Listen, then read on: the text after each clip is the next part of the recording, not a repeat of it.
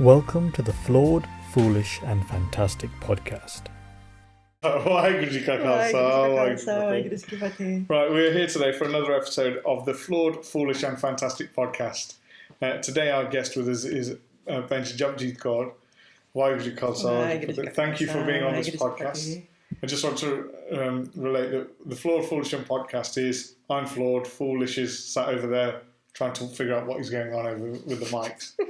And you are the fantastic. And what we're doing is to shed light on the fantastic work that people are carrying out within the community, within the CL that they're doing, within the work that they're doing, and to make others aware of that work going on so they can reach out and come and contact you, either to learn from yourself or to be part of that CL that's going on. So, and you have lots and lots of things going on, and I think it's right, especially you've just got another award for your yoga again in Leicester, so it's quite right that we shed some light on the work that you do and shed some light on who you are as well. And I think it would be good for the greater audience to understand who is behind all the work that's taking place. So for a start, thank you for being on. Thank you for having me. Thank you for being on camera, even though you're not comfortable with it. And I'm sure you're sitting here going, I don't want to be here, but we're not leaving until this is filmed.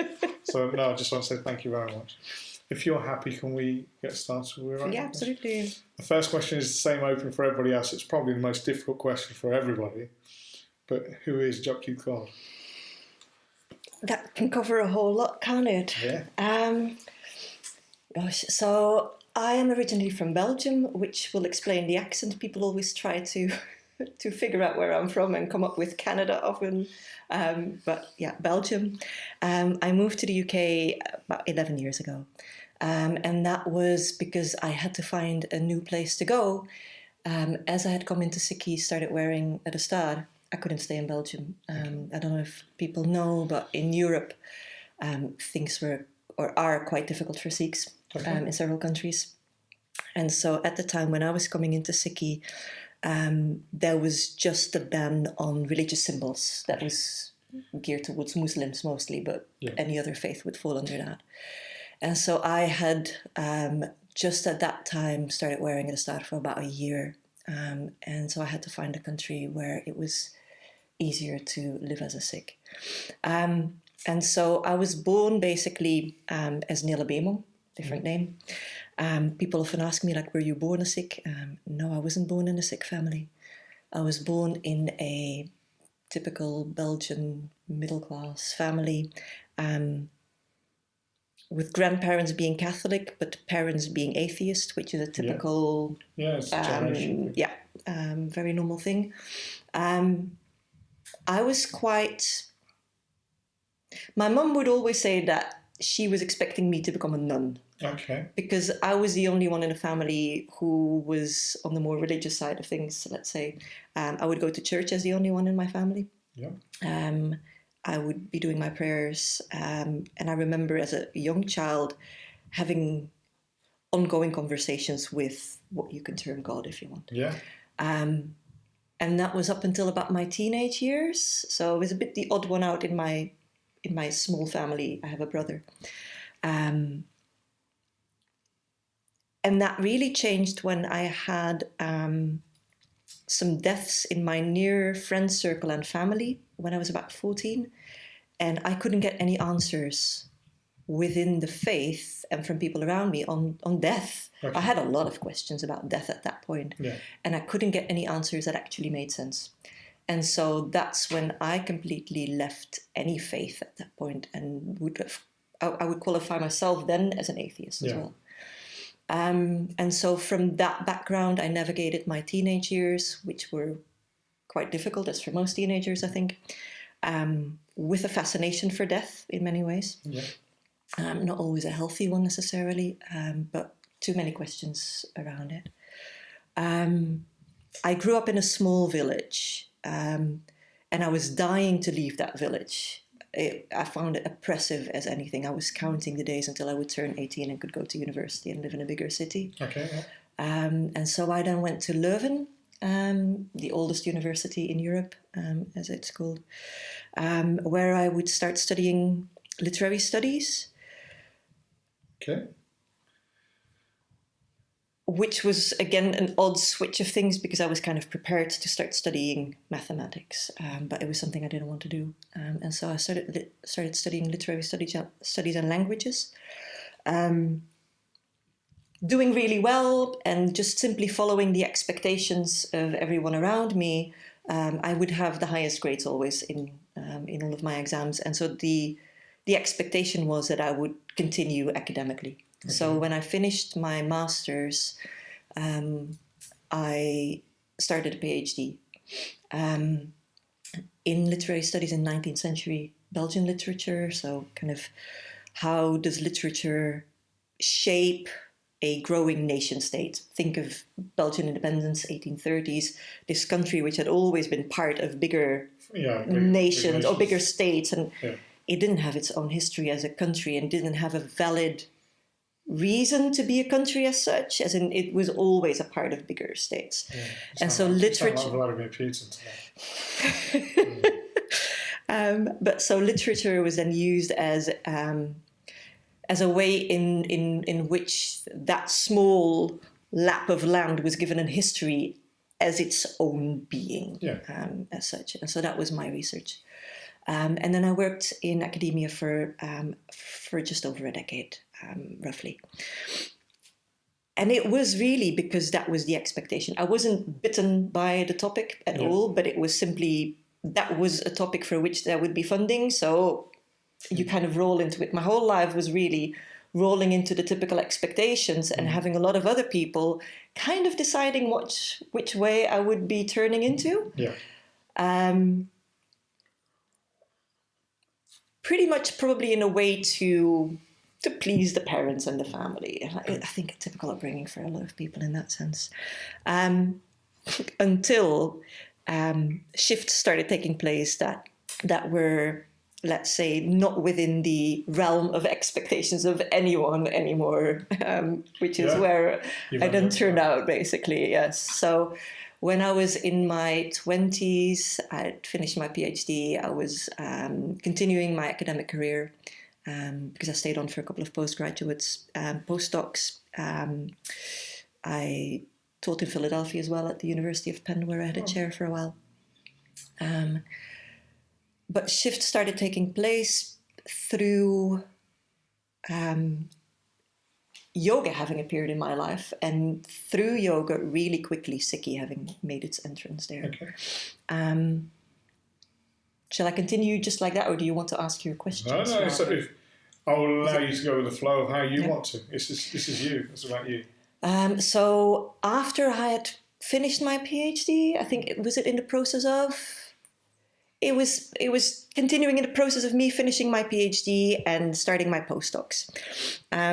Because a typical career at university is you finish a PhD and now you get funding for another 3 years or another year. And so life continues in small segments of a little bit of funding here, a little bit of funding there. Okay, I've got another 3-year job. I've got another 3-year job. I might have to move to a different university. Just another 10 year, you continue. Exactly, and so you continue like that on and on. But I was massively struggling throughout this whole time since my early teenage years with migraines, really badly struggling, to the point that I'd be out 2 days a week at least, either lying in a dark room or in bed, in a dark room in bed or in hospital. And I had several doctors tell me not to continue my academic studies, not to continue my PhD, that it was too much. I'm a very stubborn person, so if you tell me not to do something, I'll definitely do that. Yeah. And so it was part of, this is the expectation of everyone that I would do this. And it was a large part also, I'll show you that I can do this with these migraines. Yeah. But the migraines were actually my way into needing to really take care of myself, because it was getting to the point, I had a bad scoliosis and still have that I had to lie in bed all day and type my PhD like that. And so I really needed some help from my physical body. And someone started teaching yoga classes at the department where I was working and doing my research. So this was at Leuven University still? No, this was still in Leuven University. Okay. And so we had someone starting to teach Kundalini Yoga there over lunch breaks. I thought, okay, that's ideal. I just have to take the lift up to the top floor. Yeah. It's in the lunch break. I would work crazy hours, way into the night. But I could take half an hour or an hour there. So I kind of rolled into it that way. And I had practiced some yoga a couple of years before in my student years, while living a very unhealthy, typical student lifestyle. So that wasn't going to do much for me, and it didn't. But by this time, this was Kundalini Yoga, and something in that first class really impacted me, and I had this profound feeling that that's what I want to be doing, what that person sitting there, what that teacher is doing, rather than what I'm doing with my life right now. And that was this flashing moment. But more profoundly than that, there was Waheguru Simran used in that first class. Okay. Now, as maybe a background, the teacher I had at that point, she was just a Belgian, she was a top model from New York, returned to Belgium. And so she wasn't a Sikh, and the Simran was used kind of as a background. Yeah. But it was profound for me. And the next week I went back and Mool Mantra was introduced. And things were happening real quick for me that I would, those whole weeks, wake up in the night and I would wake up from doing Simran or from doing Mool Mantra, and I didn't know anything.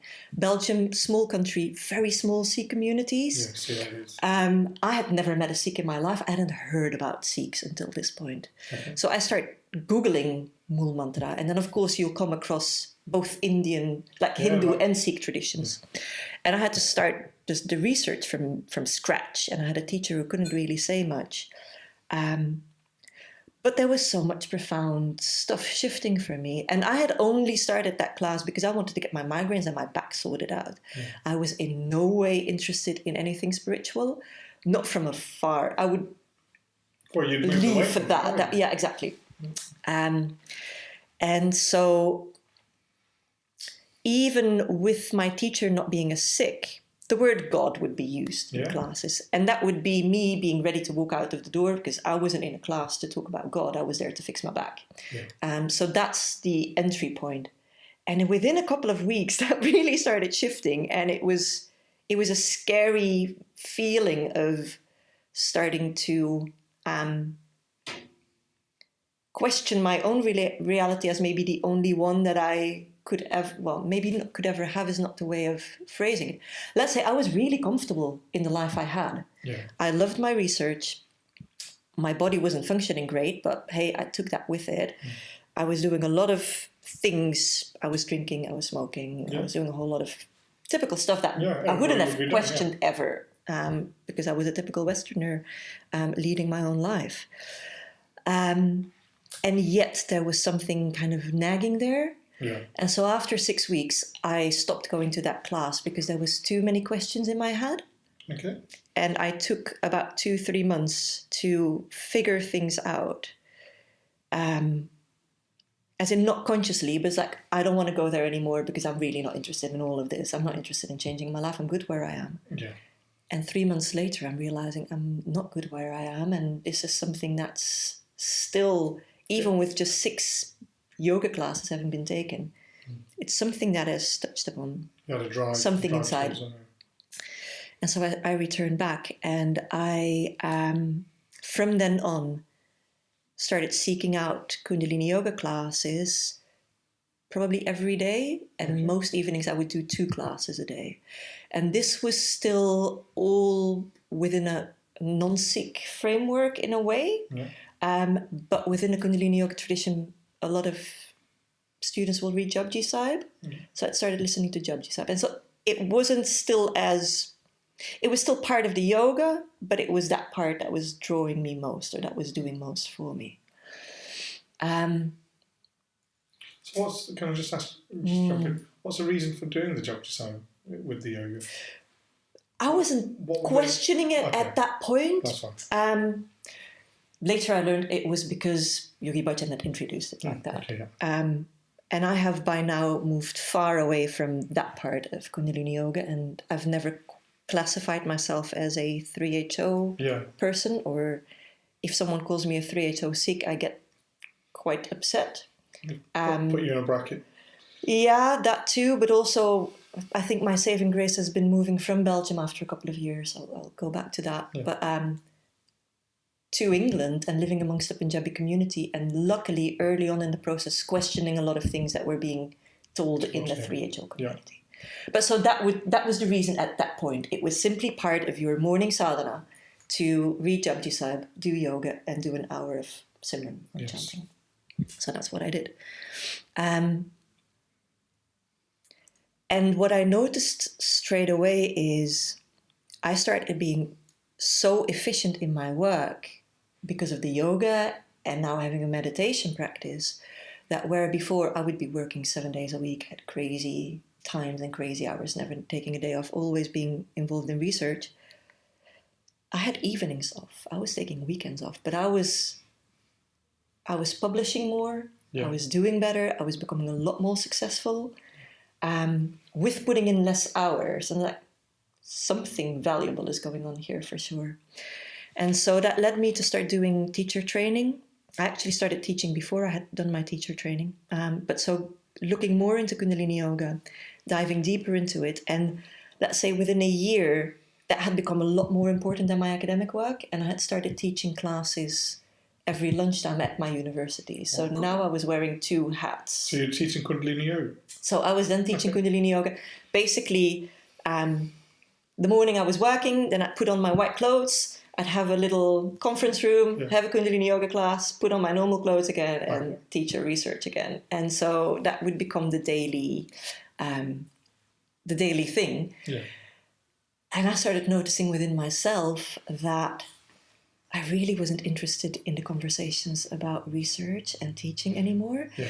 But all of my attention was drawn to the Kundalini Yoga and the researching about Sikhi. Yeah. And I'm hoping that none of my old colleagues hear this, but I think they know anyway, because I would be questioning a lot of the conversations going on. Like, this is quite an ivory tower kind of conversation here. We travel the world for conferences, and then you're in Korea speaking to 5 people interested in your topic. It's ridiculous. Yeah. We're absolutely just doing something ridiculous in the sense that this isn't changing lives. It's not impacting them. Not at all. There's no greater reach. Yeah. But I would have that impact through the short lunchtime yoga classes, because people who would come to that would come like, this is helping me for this, my health, my mental health, everything was improving. And so when I would come home after work, that was the part that would give me fulfillment, not any of the other things. Yeah. The problem in an academic environment is if you're no longer part of the bubble that makes it important, you can't function there, because you have to play that game that we're doing something really important. You're a cog. And you are a cog. And if you're no longer that cog, you're no longer needed in Exactly, that because process. you cannot question what you're doing there. Not in a small domain such as literary studies, which has very little impact on the world. And so I was becoming kind of the, how do you say it in English? The pariah? Yeah. I was the one questioning everyone's existence really there, which didn't sit well.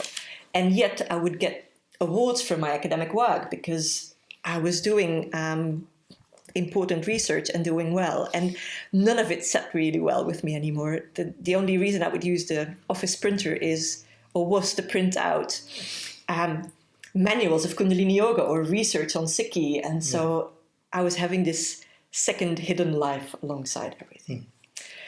And so while this was all going on, let's say 2-3 months only into this journey, I booked tickets to India. Yeah. I'd never been to India, but I felt drawn to go there. But it was a travel booked for about a year ahead. Okay. And so I ended up going to India. Now I have to think dates. November 2019. Okay. Am I saying November 2009? We're 2022. Yes, November 2009.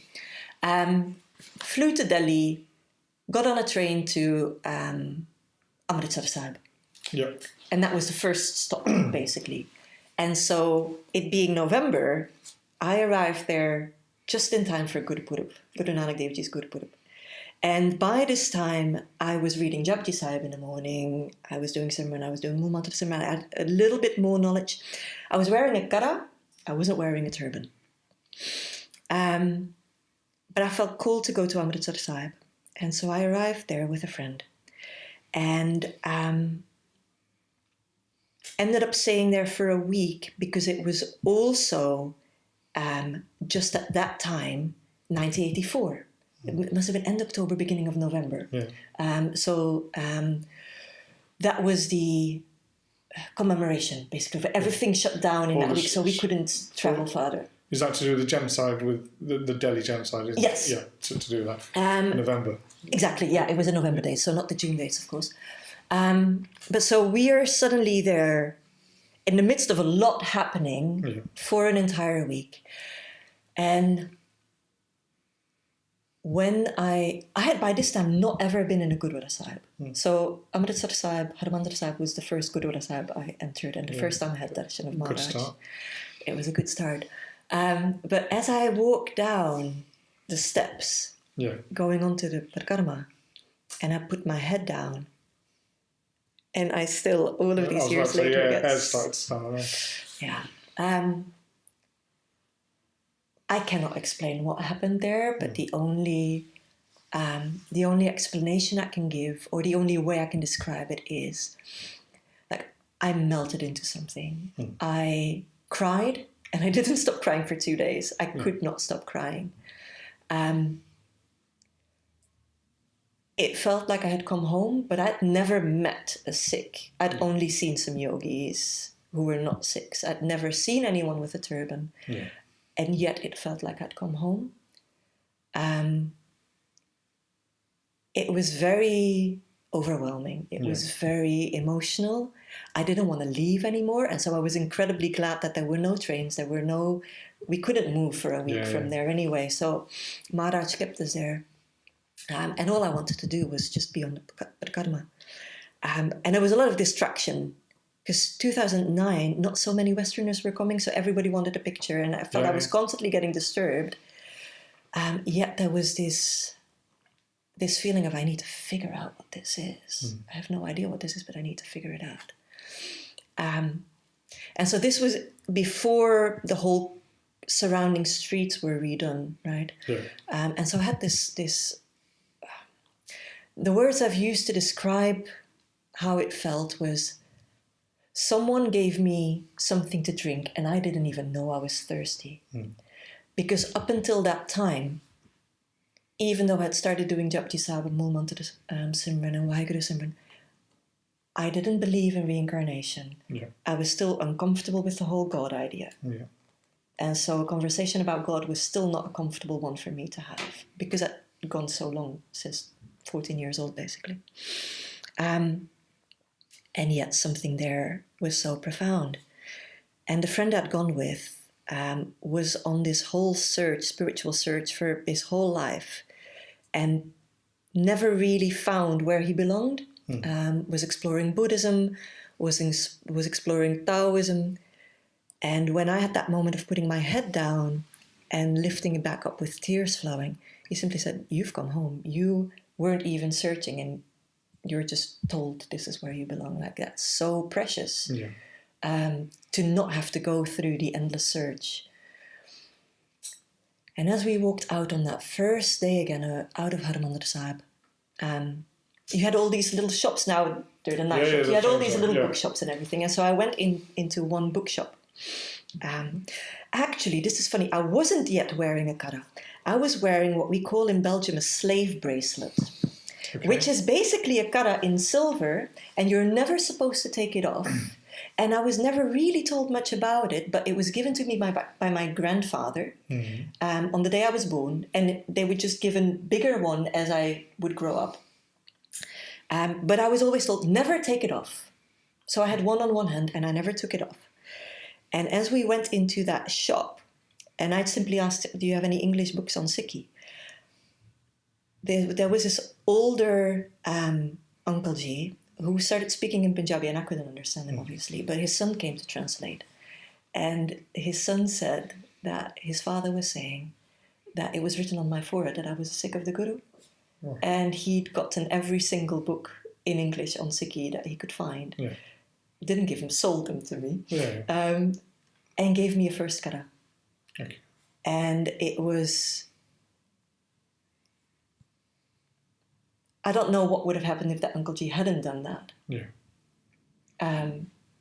Because now I had a backpack with kgs and kgs of books. And so the rest of my 6 weeks in India were spent reading. Okay. And so going to Harimandir Sahib this first week, and when we left again, I immersed myself into all the reading. I switched my slave bracelet for my kara, and wasn't really interested very much anymore in what else we were going to do. But we ended up going to Rebozo Sahib. Okay, yeah. We went there ultimately for my friend for the Buddhist temples there. But there is a Gurdwara Sahib, a historical Gurdwara Sahib, because Guru Gobind Singh Guru Maharaj. Gobind Singh with the snakes, yeah. Exactly. So I was blessed again to have darshan there, and so I could again spend some time with Maharaj, ask more questions. We went to Rishikesh. I hated it. We were meant to go to Benares from there on. Yeah. And I said, I don't want to go. I want to go back to Harimandir Sahib. Okay, yeah. So ultimately, we returned for another week to Harimandir Sahib. And there was just this enormous pull inside of me. It's like, I don't want to go back to Belgium anymore. I want to stay here. I want to take Amrit. Okay, straight away. That was... Straight away. But that's a funny story because we ended up going to Chandigarh. And I, through my reading, had found out that Anandpur Sahib wasn't too far from Chandigarh. Yeah. And so we found the bus station to Anandpur, well, the bus station for the bus to Anandpur Sahib in Chandigarh. And I spent there waiting for a bus to come because I was going to take Amrit with a lot of ego. Like, that's what I was going to do. Whatever. The bus the bus driver never arrived, so the bus never went. So Maharaj was like, hang on, you're way not ready for this yet. But just to indicate, so much was happening within myself over that month or 6 weeks there. I had no explanations for it, and it was overwhelming and scary, and rationally none of it made sense. Yeah. To the scientist within me especially. But I came home after that time in India, only wanting to go back to India. And I started wearing a dastada when I came back, which caused a lot of issues with family, who assumed I had become a fanatic Muslim, because in Belgium, turban... You've only seen Bin Laden since 2001, haven't you? Exactly. And even if you look in a Belgian dictionary, a Dutch dictionary, turban will be described, tulband, as headgear for Muslims. Yeah. There is no mention of Sikhs. Yeah. Now, I was lucky that the city I lived in actually had a neighbouring city with a Gurdwara Sahib in Sint-Truiden in Belgium, which is kind of still the biggest community of Sikhs in Belgium. So I could start slowly going to Gurdwara Sahib there. But now I'm wearing a turban and I'm going to university in a turban, which was quite a problematic thing in a country where you can't wear religious symbols. That whole discussion had just started there. And fortunately, they had misunderstood me in my department when, after a couple of days, people started asking questions like, why are you wearing on your head what you're wearing on your head? Yeah. And so I simply had said, I've become a Sikh. But the word Sikh, just as in English, also means ill in Dutch. They had misunderstood, and they thought I had cancer. Oh, no. And everybody left me alone for about a year, thinking we're not going to bother her about that, like, poor thing. Until someone, after nearly a year, said, you do look really healthy. Of course I'm healthy. Why am I not healthy? Everyone around me, all of my colleagues, dozens of them, had all assumed that you were something was Yes, exactly. I had cancer. I had no hair anymore. And so Maharaj had protected me to kind of make my own way and get comfortable with this huge change, because my parents had said, don't turn up like this at our house. So I had already left my family at that time straight away. Like, okay, if you don't want me like this, then this is what's happening for me. I can't explain it. Yeah. And many of my friends were doing the same thing. There was this, because no one knows about Sikhs, and Sikhi isn't a recognised religion in Belgium. No, it wasn't in a lot of places. Exactly. And so it's not being taught about, so no one knows. Yeah. And so it was assumed that I had entered a cult. Yeah. to the point that so a lot of my friends were turning away. My family had said, we don't want anything to do with you, to the point that they disowned me. But luckily at work, it was still a kind of a safe place, and I could continue working and finding my way with how is this moving to other things I want to do. The yoga in that sense. Until then, they learned that I didn't have cancer and I was wearing a religious head cover, and now the whole problem really blew up. But Maharaj again provided and actually gave me a job in Philadelphia at that point. So I was able to go to Philadelphia for 6 months to teach there. A lot more religious freedom. And by that time, I had to come to my first Sikh camp here, which changed everything for me. It was 2010 Sikh retreat, which was my first time in Punjabi Sangat for a week. And it kind of felt for me like I need to move to the UK. Where was the camp? The camp at that time was in Yorkshire, in the Yorkshire Dales. It was organised mainly by London Sangat. Yeah. This was at the time, there was just a split happening between what were the old camps that kind of finished around 2010. Very popular camps. It wasn't Sikh to Inspire. The Boss camp. Not the Boss camp. It could have been Boss camps, possibly, and there was a split, I think. I can't really indicate exactly. Because we had the Boss camps, you had the AKJ camps. They were running they were in Bangor. But you had the Boss camps. I'm trying to think. There weren't many, really. It was called Sikh Retreat, and it was led by people like Rishipal Singh from London, Ravinderpal Singh, Japjeet Kaur and Amritpal Singh, I think, were already there. Satpal Singh from Nanakanal. Okay. So, yeah. And so that was my first entry into Punjabi Sangat, and I felt at home, which I never had with the yogis. Okay. That just didn't fit right. So I had become a Sikh, but I really didn't feel okay with the yoga community at all. And so I was like, I need to move to England. But it felt like a big step to do that. I didn't know anyone here either. Yeah. And so Maharaj gave me 6 months in America with a nice Sangat in Philadelphia. So I basically got a chance to live for 6 months with daily visits to Gurdwara Sahib, to kind of just find my place more in how do I do this on my own, away from all my friends, away from family. Can I make this life kind of work for myself? Is this what is meant for me and what I want? Yeah.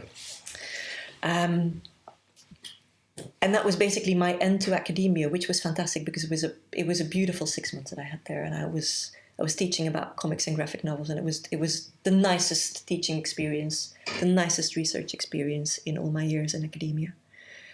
And then I returned back to Belgium, ready to leave it, basically. Okay. I, at that point, had to choose between applying for tenure, but the started being a big problem, or finding something else. And so for me, it was like, I'm not taking off my turban. Yeah. So that means I leave then. I was basically given the choice to find something else. Yeah. And I realized really quickly that wearing a turban, I can't find another job in Belgium because no employer will employ you. There was a ban on religious symbols. So I moved here. First, given myself kind of 6 months. I put all of my stuff in storage, thinking I might go back to Belgium. And I lived in Coventry for 6 months, after which I was ready to go back to Belgium. What made you? Yeah, I was about to say, what made you? I didn't really like it there. And then again, I'm going to Syria to go to Damascus and then from Raqqa. That's what's going on there. It's like Coventry, so I'm going to listen to this. I don't really care. I got the chance to move to Leicester, which was a big saving grace because I liked it here. It felt a little bit like Leuven. Okay. Small university city, but Coventry feels this heavy dark cloud hanging over it. I really didn't like it. And I moved here 10.5 years ago to this very house, and here I still am. So this was your first place? This was my first place in Leicester. I remember meeting you at Bobber Singh's Body in Willenhall. That's the first time I met you. You were the Pav at the time. Oh, yes. That's the first time I remember several years ago. That's when I met you. Yeah. So that's when I first remember you being here. Yeah, I've been here for a good 10 years. And it was never the idea or the aim to do what I do now full time. Okay. I thought I would find a job here. I didn't really want to look in academia, although I did. I was looking for librarian jobs because obviously with all the work experience and my PhD, it would make more sense to find a job like that. But I was looking for anything, jobs as baristas, that you name it, I was looking for it. Editor jobs. I've done a lot of editing. Like I've written several books and articles and edited many in my academic years. And I thought that would just be what I would be doing. And I'd just have a yoga class here and there. After 6 months in Coventry, I realized I'm not even getting a single interview. And I was getting quite depressed about that. Yeah. Until my own teacher said, well, there's probably a reason for that, given that you're teaching more than just the one class. And I was traveling back to Belgium every 4 to 6 weeks at that time to teach intensive yoga courses. Okay. So 3 days, om de 2 till late evening. Back and forth, back and forth, back and forth, back and forth. And he simply said, where would you fit in a job, if I may ask? Yeah, exactly. And in my head, it's like, well, I'm just filling the time until I find a job. He's like, well, what if you have a job? What if this is what you're going to be doing? And so from there on, I started just studying a lot more and taking on new things. So apart from yoga, I started then studying Ayurveda. I started over the years working with massage. So I studied massage. I started studying Chinese five element theory and the meridian system, Yin Yoga, postpartum work, doula work, closing the bones. And so new things kept being added onto that. I started studying functional medicine, so that with the Ayurveda and Chinese five element theory and functional medicine meant I started doing a lot of health coaching. Yeah. And so it became a way of serving people who would come to me, not just through the yoga, but in many other ways. And one thing would simply always lead to the next. I didn't have a plan of, I want to add all of this to what I'm doing. It would always be led really by a question of someone coming to me and me wondering, is there another way in which I could serve this person? Surely there must be something else apart from what I can already offer them. Or there would be a point that they'd have a question, or we wouldn't get where I wanted to get with them in helping them to heal. It's like, okay, but this is in another area. And so things would get added onto it. And I'm guessing we'll still... You'll still be adding on to it. Yeah, exactly, as I go on. But that would always be the drive. It would be questions from people. Yeah. It's like, oh, let me look into that.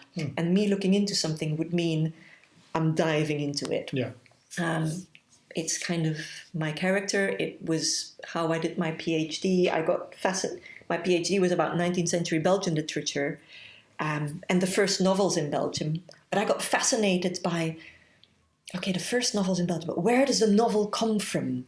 And everybody says Walter Scott, so you end up in England. But then I found you have all of these Greek novels of 2,000 years ago.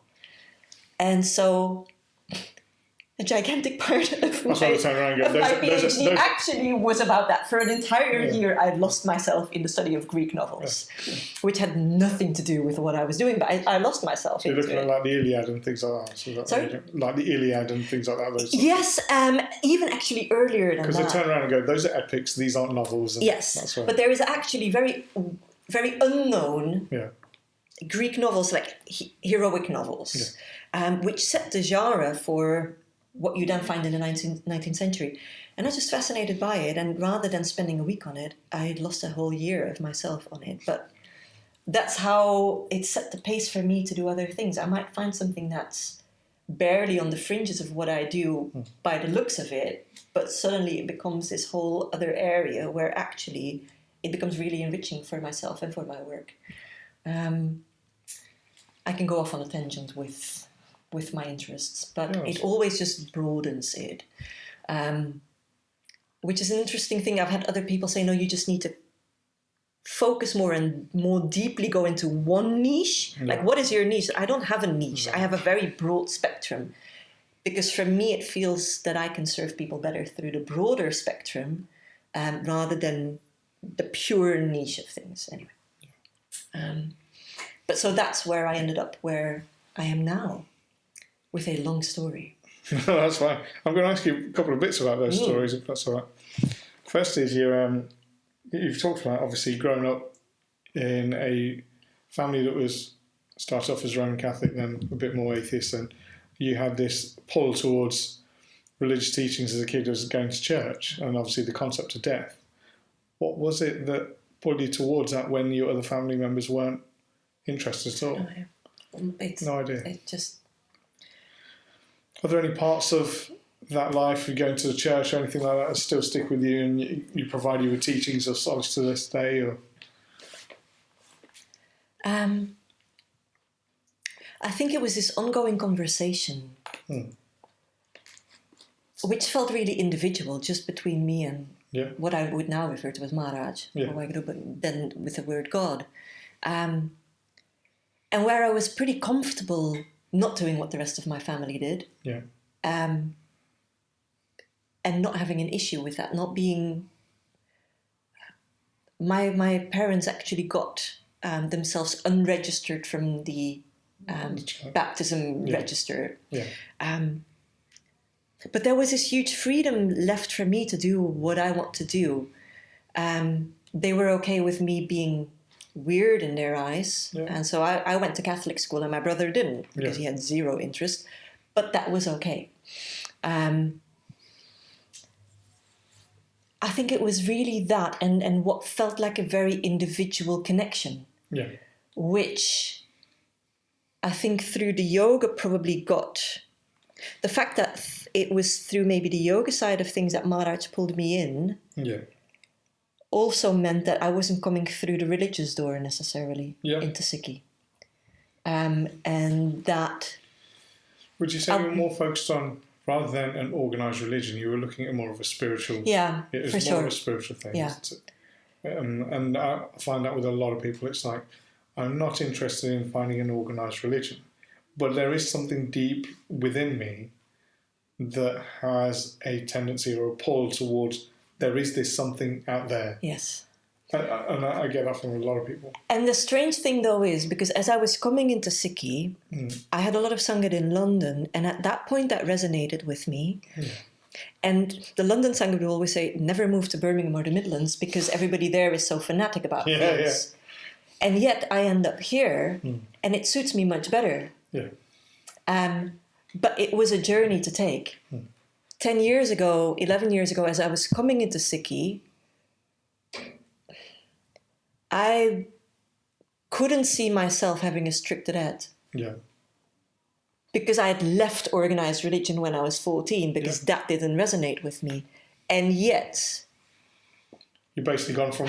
You've come out of a box, been free, and now all of a sudden you put yourself back in a box. Yes. And it felt good to find that box again. Yeah. Because without the box, it's too much free flow. And it's what I see everywhere around me and with a lot of my students as well. It's this rejection of anything. Yeah. I don't think that's going to get you very far necessarily. Yeah. And funnily enough, I married on someone who was very, very strict in his red. And that was my journey to take. But I had to go through that rejection of things to come back to it and accept it. Well, but if you don't know what you don't know what you've got till it's gone. I always find that. Well, I think with a lot of people, you initially you see a piece of you see a valuable jewel as a piece of glass, and it's only until you've lost that and you realise actually that's what the value was when you come back. You don't know what it is initially. We take things for granted. And you start understanding it in much more of a different way, as in, this is not a bunch of rules to knock me over the head with and keep me in check. It is so that I can progress. Yeah. And it is so that I can go deeper within myself and to protect me, basically. Yeah. That red is something that Guru Sahib gives me to protect me from a lot of outside stuff that I had gotten lost in for many years as well. and which is very easy to stay lost in. But so it's been a very interesting journey to make in that sense.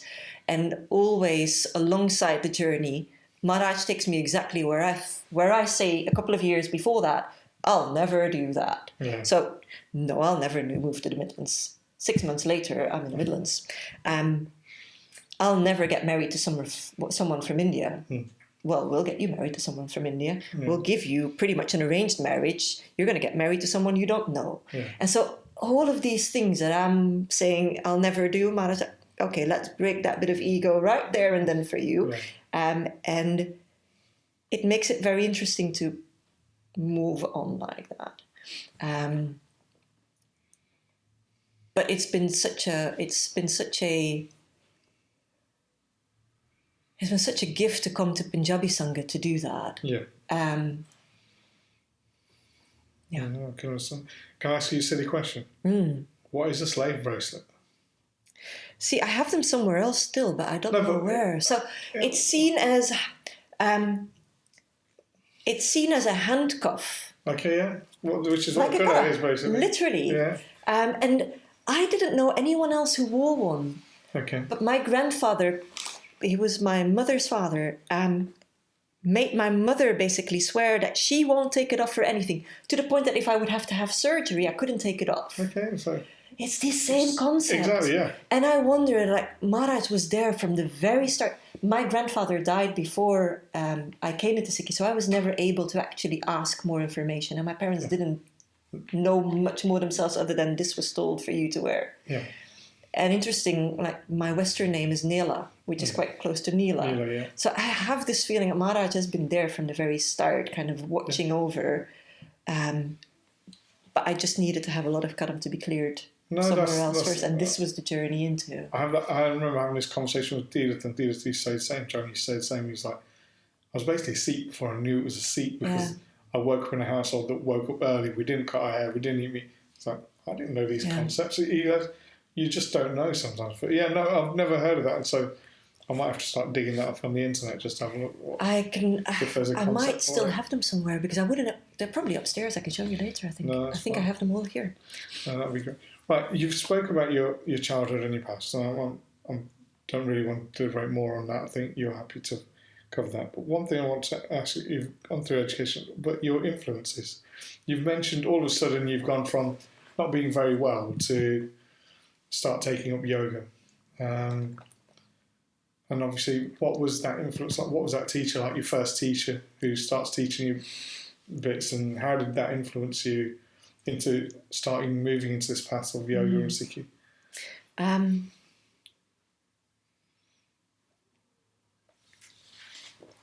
A lot of it in the beginning doesn't feel that it came from the people necessarily around me. It was really Maharaj. Yeah. Because I didn't really spiritually connect to my first yoga teacher. Yeah. I had, as I said, I was studying with a few teachers because I wanted to have classes every day of the week. Yeah. It was possibly when I started doing my teacher training that things shifted a bit, and yet I had a very uncomfortable and definitely not I am inspired by you relationship with that teacher of my first teacher training in yoga, who was an American yogi, using the name Singh, but not keeping Kesh and not keeping Red and not keeping Kakar. And so it was the very appropriated form of Sikhi, and the very, like, the 3HO version, let's say. But that was the only one I think that he knew, probably. Yeah. But I wasn't inspired there, and yet that was a profound year of studying for me, because I felt I could really confront certain things within me simply because I didn't like him. I didn't need to please this person. Okay. As I mentioned, I chose my career to please people around me, my professors, my parents. And here was this teacher that I didn't feel like pleasing at all. And that suddenly opened up a door within me to stop pleasing anyone around me, to be comfortable with starting to think of a very different path in life and basically saying, you don't like it? That's fine. Even to my parents disowning me and me think, I don't need to please you on this one anymore. Yeah. So in that sense, I think that was a big influence. Okay. That's Not the actual- a spiritual influence, Yeah. but not a Not- coming into Sikhi influence necessarily. It's But not that was that individual wasn't an influence as in pushing you towards yoga. It was just No. that's all right. And he was the first one to say to me, your parents are only your karmic parents. Yeah. You're just born there because you have karma with these people. That does not mean, it doesn't mean disrespect them, but it doesn't mean live your whole life pleasing them. Yeah. Gurbani says Katancha Mata, Katancha Pita, which says, who is your mother, who is your father? Exactly. Because they're temporary, aren't they? And in that sense, I think my parents ultimately ended up having a huge influence on me in these years where I wasn't welcome at home at all anymore, because I was very free to make my own decisions. Yeah. Which, if I had been in a comfortable place with my family, would have been so much harder to leave a country, leave a job, to leave a good job. Ultimately, anybody would sign up for a job like that and the standing or the status that comes with it. And here is me packing suitcases, moving to England with two suitcases to Coventry, literally not knowing what I'm doing. I've got nothing waiting for me. Yeah. But it was, everybody's rejected what I'm doing, so fine, it gives me an enormous amount of freedom and still does. Like, that's been the last 11 years. I've been able to just follow what Maharaj has laid out for me and do purely that, which is a fantastic position to be in. And I think if I'd be born into a Punjabi family, I think the chances would have been smaller of doing exactly that, because it's not culturally accepted to do that. Might be in a generation or two, but not yet. Still Exactly. Isn't. It still isn't. So I've actually said to my mum at some point through this journey, like, I'm actually really grateful for your stance on this, because it's given me the opportunity to just do what I want to do. To grow as a person as well, isn't it? Exactly, without needing anyone's validation on it. Doesn't matter. And so, yes, it makes you lonely, and it's led to a position where I've been married for over 6 years and my husband has never spoken to my family even or met them. But it leaves us free also. So you've got these positives and negatives there. I think it was only when I moved to Philadelphia and then when I came here, like, that first Sikh retreat was really crucial for me to find inspiration and to find influences. And they have come always from a Punjabi Sikh community. Okay, so that's where your influences are from. I think so. Apart from, as I've framed these other ones that you maybe wouldn't directly call influences, but they had a really forming aspect for me. So you've had pivotal moments, like you said, but the Sikh community, when you actually met the Punjabi community. The earlier pivotal moments were more like, not like this, rather than like this. Yeah, exactly, And I think it was by meeting Satpal Singh at that first retreat from Nanak Nam, that it was like, oh, this is someone who thinks very much like I think. Yeah.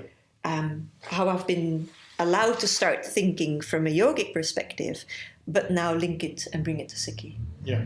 And I think that's where a lot more a whole new door was opened for me, and where I then started finding my own influences.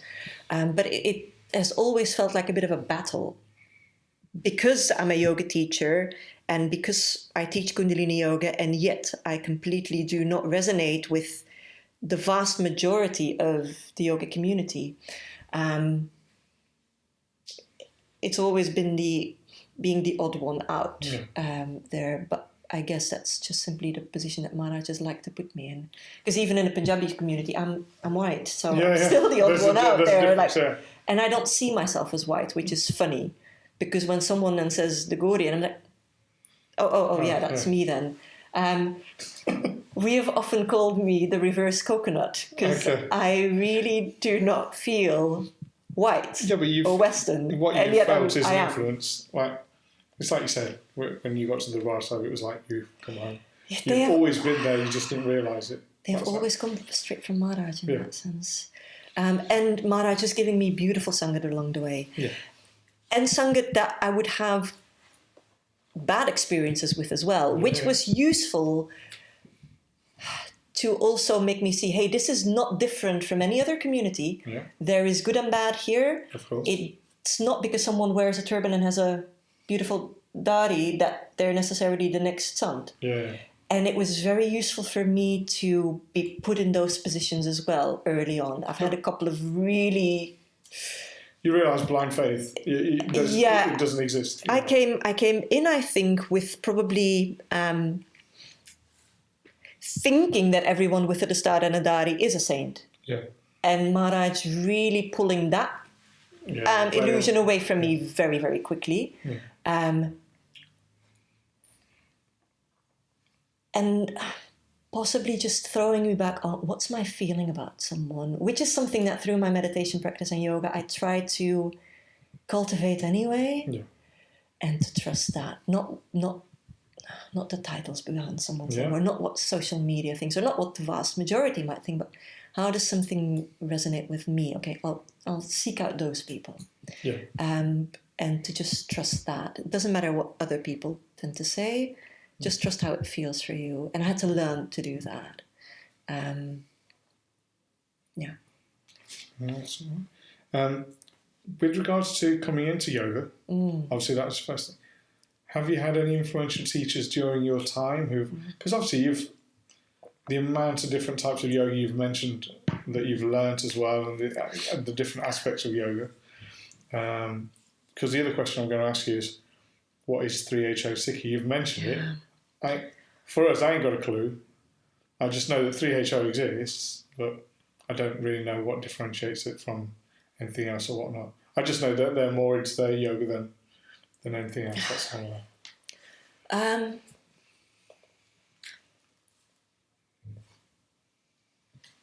I would always get the question at Sikh camps, Sikh retreats, like any Punjabi Sikh Sangha I would come into, as in, are you a 3HO Sikh then? It's like, no. The reason I would say no, or what I've seen around me, is Yogi Bhajan created something that suited his agenda very well. Yeah. Took aspects of Sikhi, slotted them into other things, pulled in a lot of other things. It's a with very little, concepts, isn't it? very, Okay, that's right. which makes it so that everybody can kind of enter it. Yes. But which also lacks any respect for Gurbani. Okay. To the point of you print mantra sheets and you have them on the floor and people will step on their shoes with it. And, to the point that at yoga festivals, they would keep Maharaj, but they would put Maharaj in a closet. Okay. Without any sadgar. That you'd have an Akantpat Sahib going on. But it would be, say, partly read in Gurmukhi. Some people would read the English translation. Okay. People aren't asked to wash their hands. People aren't asked to wash their feet or to wear clean kapre. And so that was how I got in. Okay. And it was a big shift coming into Sikhi. Yeah. So did you initially see that side? I saw that side, and so that's how I got introduced. Okay. And so when I moved here, I had to turn a lot of switches. Yeah. So there was a complete lack of sadgar, as I would now see it. Yeah.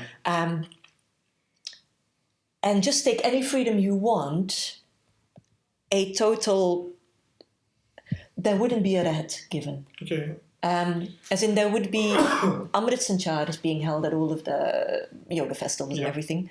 But ultimately, you do any bani that you want. And most of the yogis that I know who have taken Amrit as yogis would maybe do Japji Sahib, and that's about it. Yeah, okay. But also wouldn't... You kind of shrug things off more easily. Like, I can do that. It's not... I haven't surrendered myself to it. I haven't. It's not the concept of a guru, in the sense of that you put your manmat aside. It is negotiable. Does that make sense? I get I'll take what I want from this. But that doesn't mean I'm going to leave other things aside. I'll just take what I want. But that's what we see within other groups. I don't want to be distracted. Such as other songs, such as things like that, where they come in, they take the concepts of Sikhi that they want. If they want to keep the case, they can. If they don't want to, they can. They can smoke. They can do whatever. They do their barney, and they get given a mantra. And it's like you said, there's a negotiation on what I want to do, what I don't want to do. Well, this is what you're being told. This is what you're being given, and these are the codes of conduct that you are to live by from now. There's no negotiation on those. Yes, exactly, and I think that was for me.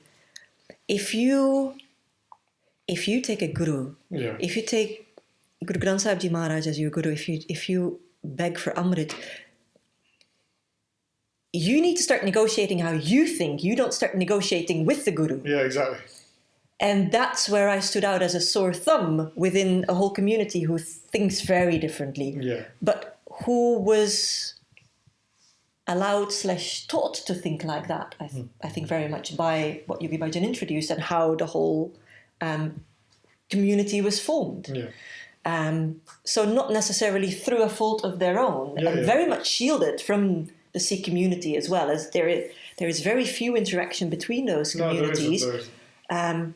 And obviously after more came out around Yogi Bhajan's conduct, you start understanding why he was shielding why he was shielding a yoga community so much from a Sikh community which had its big criticisms, but it would have exposed him. So it all makes complete sense, and it's not necessarily an individual's fault that this is what they think Sikhi is. Yeah.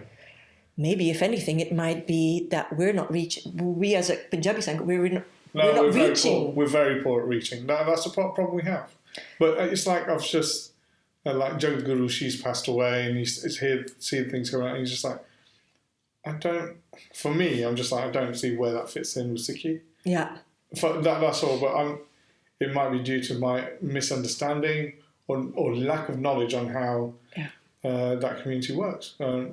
It's not for me to say any further because I've never had any interactions. Personally. Everything is basically optional and negotiable, and it's a free flow. Just this whole idea of I will navigate my spiritual path how I want to navigate my spiritual path, not with the idea of somebody told me that a guru. Taking a guru means you stop doing that ultimately because now you're just going to live by Gurumat. Yeah, and there is this complete. Well, that's not what I want to do, but I still want to find an identity. Yeah, I understand that. I want to belong somewhere. I want to belong somewhere, but I don't want to take it 100%. Yeah, but it's the longing to belong somewhere and a community giving a physical identity that will help you belong and a sense of community to help you belong. So I'll put on a kara. I'll put on a turban when it suits me. But I understand where the longing comes from. And in the West, we have no other way of filling that longing. And so if someone basically said, well, you can pick and choose from this whole buffet, go ahead, which is what happened in those early years, I think, of 3HO. Of course that's going to happen. People will pick and choose what they want. Okay. Not understanding, I think, though, that it makes it exactly in smaller countries like Belgium very hard for a Punjabi Sikh community. Because now their approach, like, well, I have a yoga teacher who takes off their turban in the evening, or as in they put it on for yoga class and then take it off. Why are you insisting that your children wear the star to school? Yeah. And that's kind of, for me, the very difficult area that you now start. It's what cultural appropriation will do to cultures of origin. We've got that in the police. I'll tell you that in the police. We've got police officers in the police who wear the dastard, and they will wear it on duty all the time as a police officer. And then they finish work or they're out with the workmates and they're wearing a cap. Yeah. And they always say to me, it's like, why do you keep your dastard on all the time when these other cops who you all know, they take the stars off. They don't wear their turbans in the evening. They come out with us to the pub. They do all this. And, what it does is it makes my position very difficult. So difficult. But very difficult. Because they compromise themselves and ruin it for other people. And it makes it difficult on so many levels. Like I would travel to a yoga teacher training, for example, with other people. And now we're crossing border control, as in you're trying to get on the plane. Everybody's untying their turban. And I'm like, I'm not doing that. Well, you can't take the plane then. Yeah. That's fine, I won't take the plane then. Yeah, but your friends are doing it. It's like, but they're wearing it for a different reason. Well, it looks the exact same. Yeah, exactly. Okay, how on earth do I start explaining this? And so it's this, but I know that that exists in the Punjabi community as well. You'll have plenty of Punjabis also taking a cutout off when they need to go. Like, it's not a big deal. Well, for me it is. I won't do that. And so it is not just a white versus Indian conversation. I totally understand. What I do think is that in certain countries where it's not UK, where we do have a larger Punjabi Sikh community, where you look at European countries where it's such small communities, that ultimately it's yogis then who are holding higher positions of visibility. Yes. They will come across, what they do models an expected behavior, which makes it so hard for Punjabi Sikhs trying to carve out their existence there. So I think that's the bit where I've always really struggled with, and where I've had a lot of uncomfortable discussions with people. Well, they're quite fluid in what they appear and how they act and what they do. Yeah. No, I can understand that. Yeah. Have you had, like you said, have you had difficulties with that community based on your ideals and based on their ideals? Yes. You have? Yeah. Constantly ongoing. I was about to say, does that continue today? Because you're still a yoga teacher here, and you're doing a lot of work. I am not engaging really in the wider Kundalini Yoga community. Yes. I stopped going to yoga festivals about 8 years ago. I didn't feel comfortable being in spaces where there was no Satkar for Maharaj, and where you weren't allowed to step into that space to make a change either, because it would feel for them as very we're being put on the spot or we're being criticized, which I also understand. We're doing the best we can, which is fair enough. But I left a school in which I used to teach teacher training, so I haven't taught teacher trainings in many years now, which I did for a long time. And I used to travel back and forth to Belgium. I did that for 8 years. I stopped doing that because the yoga community there was growing and growing and growing in the way that I felt like on my own, I can't try and keep raising awareness. It's being flooded with something else. It's being diluted, isn't it? Yeah. And it would get too much to try and counter on your own. Yeah. Because ultimately what it feels like is that am I doing my job of teaching yoga here? Or what am I trying? It becomes difficult. And I taught in the yoga teacher trainings there for a long time, hoping that I could still make a shift there until I started having really big confrontations with my own teacher in the school that I was teaching in, where I was being called the fanatic, and where I was like, you can't expect that from us. And it would be around things like, for example, celebrating Guru Purab. The community would celebrate Guru Ramdas Ji's Guru Purab, but on a fixed Western date. Yes, of course. There could be something that changes according to... Exactly. And just even having that conversation like, hey, if you want to work on this connection between the two communities, you have to at least understand that there is a different calendar. Yeah. It doesn't take you much. You just upload the calendar on your phone. Easter. It is 5 Easter's not a fixed date. Exactly. Even Christians are aware of that. Exactly. And even that conversation would be seen as being fanatic. Okay. And so then there's me writing a 3-page document about how Guru Gobind Singh Ji would give Hukamnama Sahib on how you would celebrate Guru Purab. Yeah. And that the Bikrami calendar was already used by a Guru Sahib. Yeah. And it being like completely dismissed. And for me, that started becoming really problematic because I had felt like I'm trying to bridge two communities as much as possible. But if one really doesn't want to play ball, now what am I trying to do here? So were you finding it toxic? Very. Okay. Very. And it was difficult because I had a lot of respect for my teacher. Yeah. And it got to a point where I can't study with a teacher who I cannot say Sadbachan to. Yeah. Because I then have to go against my guru. Well, the issue you have is you will never want to disrespect your teacher. So you'd always respect your teacher, but you realise that this teacher's taken me to a point now, and that's where I am now. And unfortunately, it's not going to go any further. Yeah. And you become to disassociate yourself with them. And so and I think other people come to that point as well. And you have your guru, and then you have a spiritual teacher who isn't your guru, but you've got your ustad, exactly. But when it starts being a conflict, or it starts feeling for you like a conflict, because maybe it isn't, but that's definitely where it took me, and where a lot of disrespectful things were being said about Punjabi Sikhs. There is a lot of racism within the white privileged 3HO community, for sure. And it's like, I can't do this anymore. And so I could only say, well, then I have to leave. Yes. Because this is a place where I have to, if I try to keep doing both parallel, I'll have to end up disrespecting either my ustad or my guru. And there is neither I want to do. So now I take a step back and I choose one. Yeah. But I'm trying to do both alongside. And that's where I started studying Yin Yoga, which is a different form of yoga, but which for me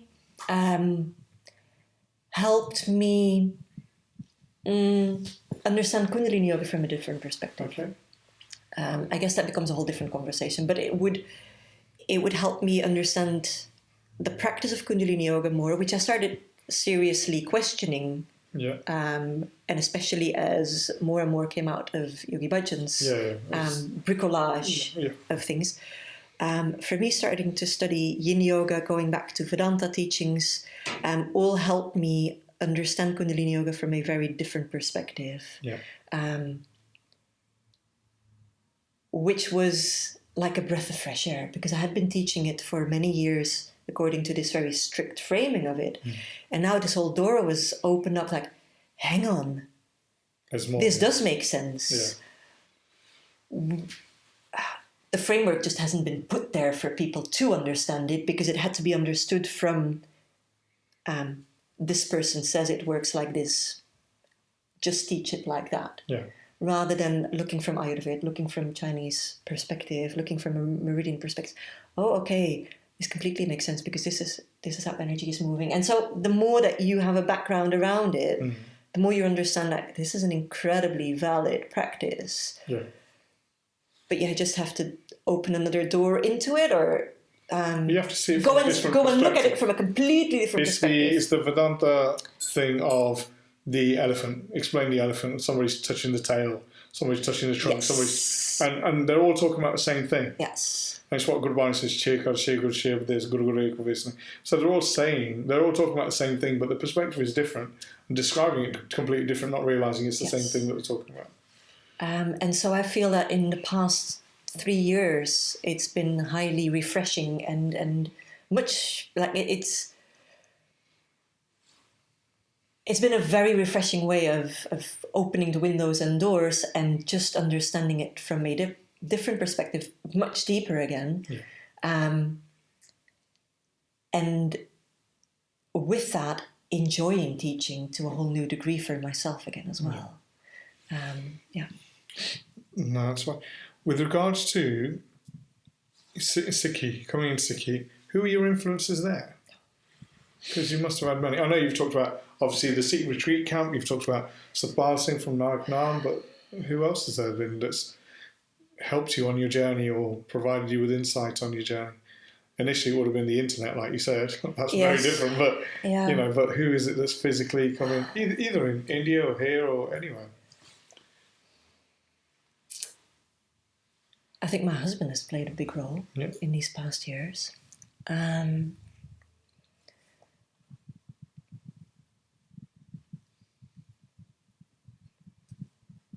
What about within Sangat here in Leicester? Are there anybody who has been pivotal or... It's funny because there isn't necessarily a pivotal person as such. It's been really, let's say, Sangat in which I've moved. Yeah. In early years, as I said, it was passing. Japjeet Singh and Kundalini Yoga played a role in there for sure. Because I got to know them as I was still living in Belgium even. Yeah. So very early on, 10 years ago. Even before Basics of Sikhi was started. Okay. Japjeet Singh from Basics of Sikhi played a big role for several years actually. And Indra Kaur's wife. And that was before I got married. I actually spent a lot of time with them. They would have me over in their house for a long time. My work here wasn't as intense, so I would spend weeks, sometimes on end, helping them with the kids, but learning a lot that way. Yeah.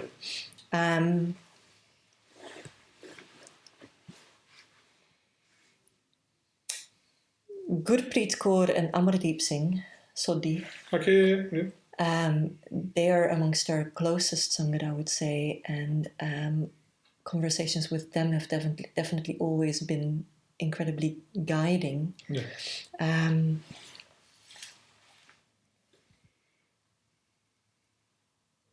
I think that might be the big ones, really. Yeah. No, that's fine. I'm trying to think. Well, for a lot of my Punjabi isn't fluent, so I have to rely still for a large part heavily on English kathas or English resources. Books translated, edited. Plagiarise. I just plagiarise other people's work. So it's called Google Lens. You just translate it itself. Please put yourself in a position there of fantastic, and me in a position of very flawed. No, these resources, and in that sense, people don't definitely credit yourself amongst that. And that wasn't. We haven't had endless conversations with each other about Sikhi, but I know that when we have conversations, we quite quickly meet each other, probably on a common ground. Yeah, exactly. But the books that you put out, for sure. Thank you. I think that's probably the really important ones. I have a tendency to go to a lot of camps and retreats when I can. And pick up what I can there and do my seva. Generally through teaching yoga, I'm always kind of do some physical exercise with Benji.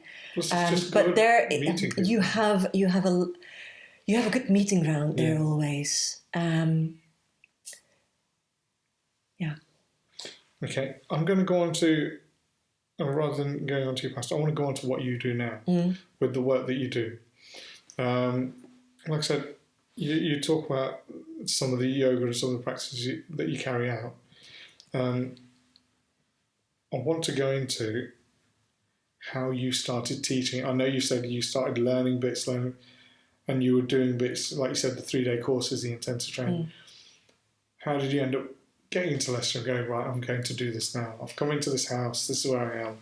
So when I was living in Belgium, I was already starting to teach yoga there. And so I would teach at my university every lunchtime. I would have a yoga studio at home, actually, and I was teaching there. And so when I moved to Coventry, I started teaching like 1 or 2 group classes a week. But most of my teaching was in Belgium, where I would have my 3-day intensives always. Funnily enough, when I moved to Leicester, I was here probably for about a week. I was in Holland and Barrett, and I had someone, this is actually really hilarious, I had someone call from the other side of the shop, "Are you Snatam Kaur?" And I'm just breaking out laughing. It's like, no, I'm not. "Are you a Kundalini Yogi then?" It's like, yes, I am. I've just moved here. "Are you teaching a class?" "I guess I am from now on then." And so basically within a week I was teaching the first class simply because someone asked. And they brought their friends. And so I started teaching classes here in the house. A couple of classes a week. because most of my time I was traveling to teach teacher trainings. I was here for 3 days a week pretty much, and then I would be in Belgium or elsewhere to teach. And so with that's 11 years ago, classes have been ongoing and growing. I've stopped teaching in the house. Because you're teaching at the centre, weren't you? I was teaching at teaching at the Vos Neighbourhood Centre for a while, at Manor House, all pre-COVID. Everything has been online for 2 years, so all of my classes have been on Zoom, and it seems everybody is incredibly comfortable there. But so I had my group classes, I had private classes, I still have private classes. So I'm teaching about 2-3 classes a day. Funnily enough, that's been through COVID because I was doing a lot of other things apart from teaching with my work when COVID happened. And all of a sudden, I couldn't do in-person work anymore, so everything got catapulted back to a whole lot of yoga teaching. Which had my focus had gone to other things, and now it came back to, well, that's the only thing I can do here. And it's been actually really nice because we have group classes every day. And so with COVID, with it being online, people can join from abroad. People don't have to travel and park their car. People can do it even with their kids in another room. And we've created a system where people can join multiple times for the price of one class, which they couldn't in a physical class. I couldn't offer that because of rent of venues and stuff. So now I have people who used to do one class a week coming 4 or 5 times a week. So everybody's been diving deep into their practice. And it's actually been a great gift. Where we thought, like, how we're going to do this, does this work? It's actually been, it's been pretty fantastic for a lot of people. They don't want to return to in-person, most of my students. It's like, well, we'll keep it like this. Is that a bad thing or a good thing? It's weird. It's not necessarily a bad thing. I still have a lot of other in-person things that have returned, so I don't necessarily mind. It's strange, but I think it's something that's probably on all levels, and it's not going to leave us anymore. This is here to stay. It's convenient. It is massively convenient. I think for so many more things, we probably just open our laptop or put our tablet on, and that's how we live life now. And it works. I didn't think it would, and it's actually been...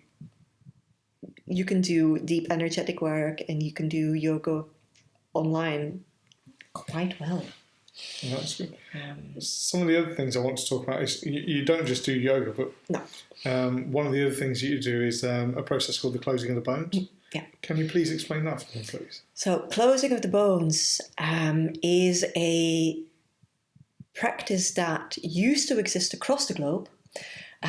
Many in our Sangha actually still know it. If people would go and ask their grandparents, it wouldn't be called closing the bones, but it would be the idea of massaging and wrapping a woman who's postpartum or who's had a miscarriage or lost a baby to close the body back, but also to energetically help her find herself again.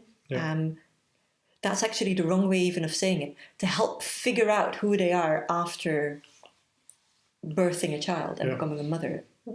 I'm no longer the person who I was.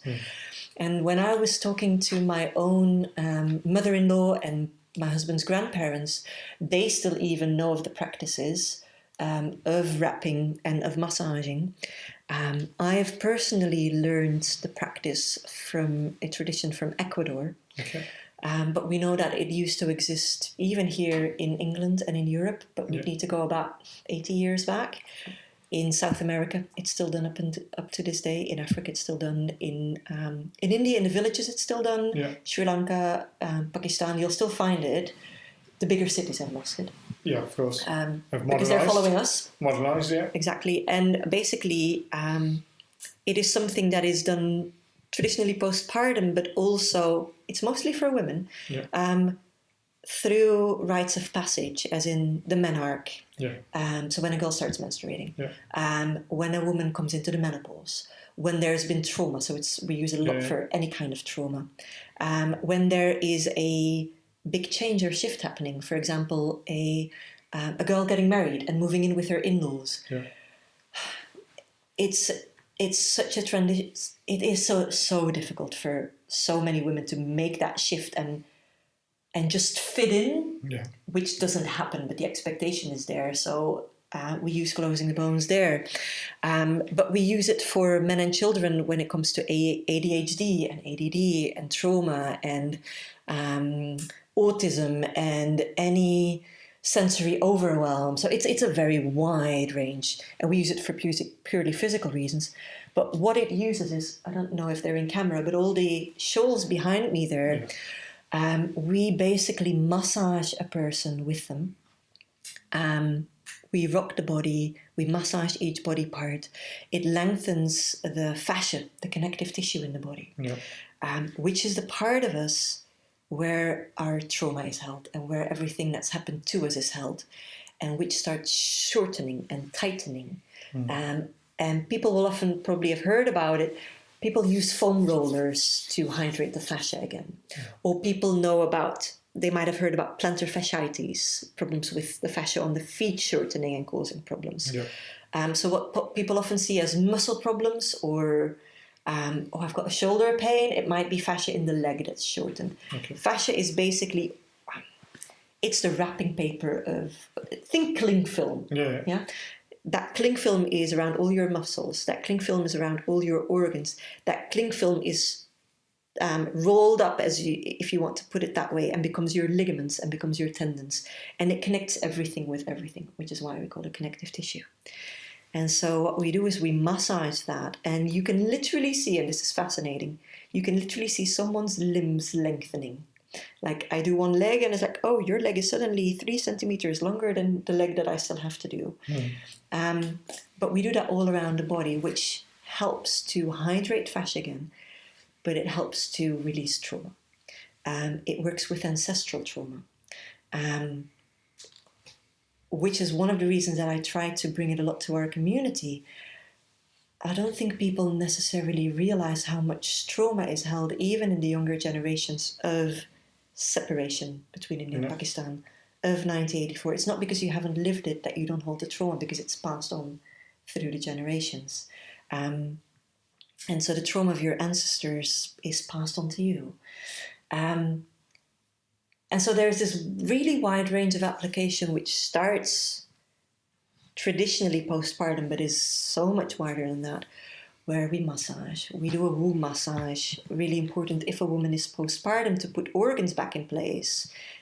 Because what a baby does is they're being what I call a bad tenant. They move the furniture around, like they move organs around. Nothing is put back. It's crucial that that's put back for you to function well. And so when I talk to Western people, there is not any sense of postpartum care being important, culturally still embedded. Within an Indian community, it very much is, but the rationale behind might not be known anymore. There is this, don't leave the house for 40 days. But it almost becomes like a rule rather than, in those 40 days, you'll be taken care of, you'll be massaged, you'll be cooked for, so that you can bond with your baby and figure out who you are. Like you're thrown into a completely different realm. You haven't just birthed a baby, you've birthed a new version of yourself. You need time and space to figure that out. Everything changes to child. And obviously you will have seen that as your children were born. That's a profound space to navigate for a woman, because she really becomes someone else. And so I work as a doula. I work through pregnancy with women, I work through birth with women, and I work postpartum with women. But with closing the bones, we take that much further as well.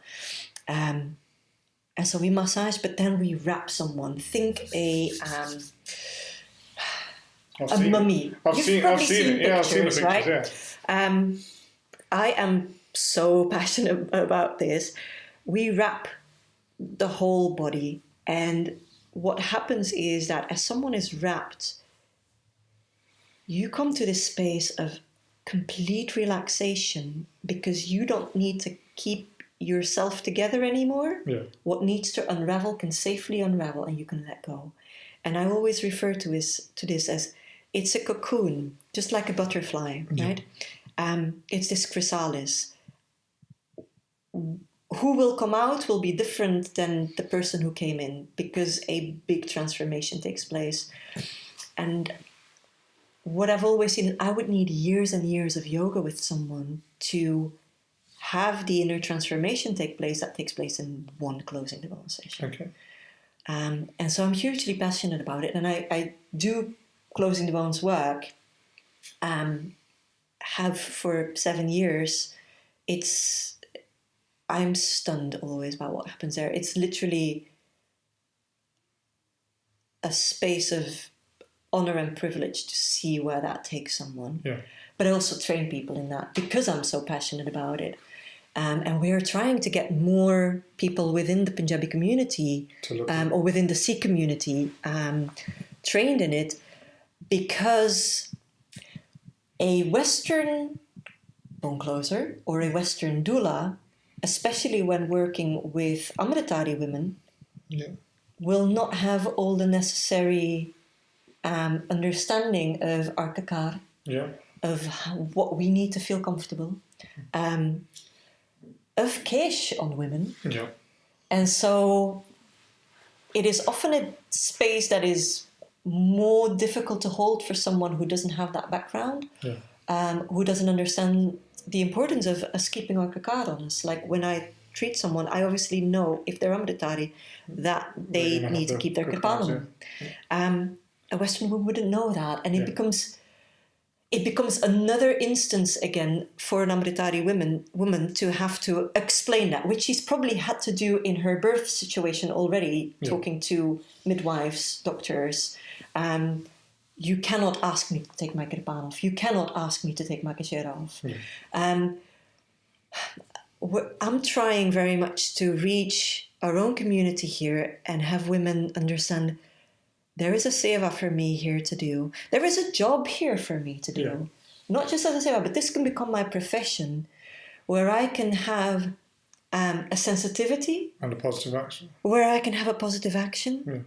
Where I can make change. Where I have a larger understanding of cultural sensitivities, of spiritual importances, of a religion, where when someone is wrapped up, I don't necessarily need to fill that up with, and this is what is typical, for example, in a South American tradition of shamanic drumming. But that wouldn't make sense for a Sikh. No.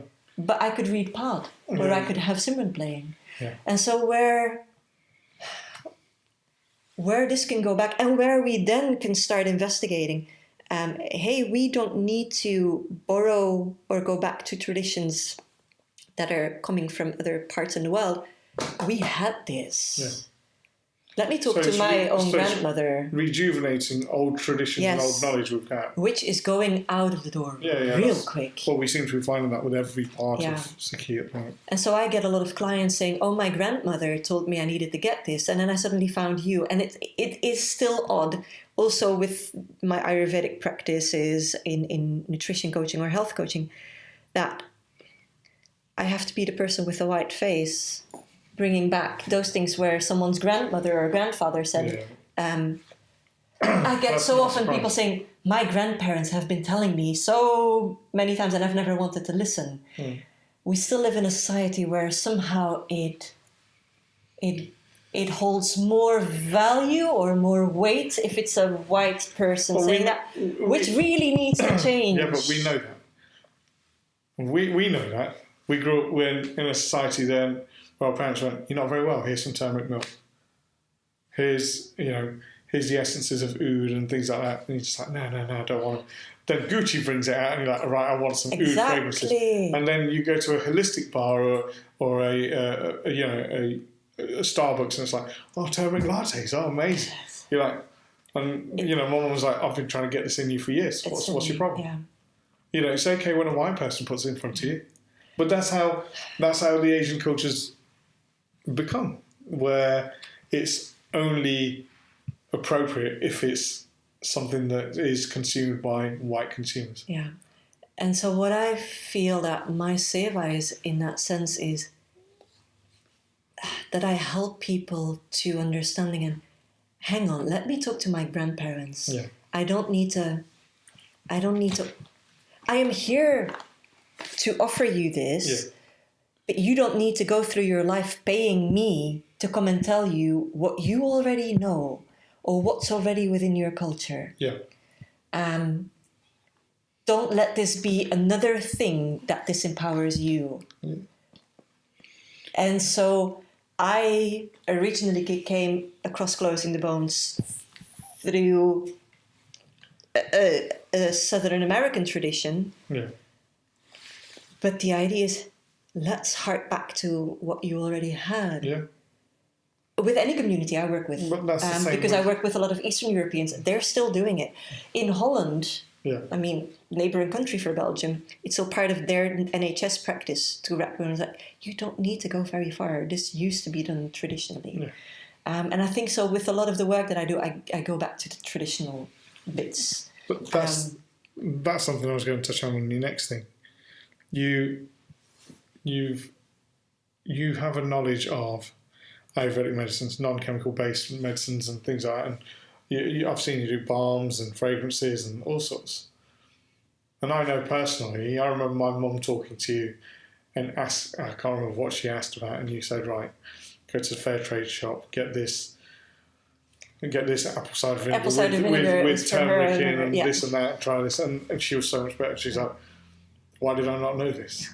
And I was like, well, I don't know. But, we don't know these things. But the traditions that used to be within the Nirmalas and Sivapanthis of making homeopathic medicines, which you can still find in the Migran or the Granth and Chachiska we have these grants right there, but no one's reading them. Which went to Kamalpreet, and Kamalpreet's doing all this sort of things, looking at old Ayurvedic grants and then trying to make that sort of stuff. But we seem to have lost that sort of... we're quite happy to go to a pharmacy down the road. My started some of those things. You will make all those medicines.